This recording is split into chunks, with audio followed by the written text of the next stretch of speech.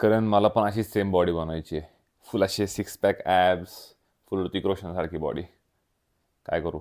अरे पण तू तर एवढ्या वर्षापासून जिम करतोय ना, मग तुझी अशी कसं काय नाही झाली बॉडी? भाई आता काय सांगू, फुल टाईम जॉब आहे माझा आय टी कंपनीमध्ये.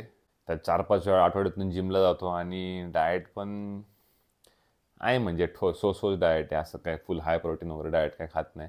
मला वाटतं अशी बॉडी बनवण्यासाठी जरा थोडंसं जास्त एफर्ट्स घ्यायला लागतील अजून आणि सगळ्या गोष्टी जरा मोजून मापून प्रॉपरली करायला लागतील असं मला तरी वाटतंय. नशीब तुला स्वतःलाच ही गोष्ट समजली.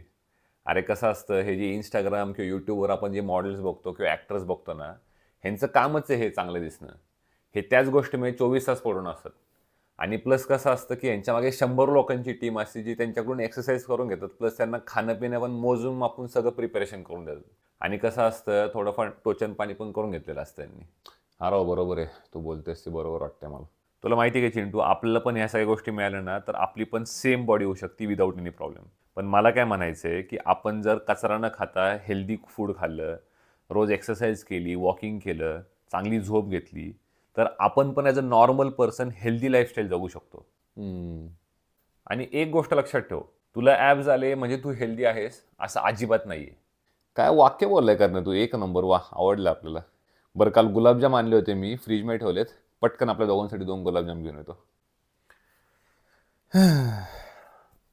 आणि म्हणे मला ॲब्स पाहिजे. तुझी कामं नाहीत, सोडून दे विषय.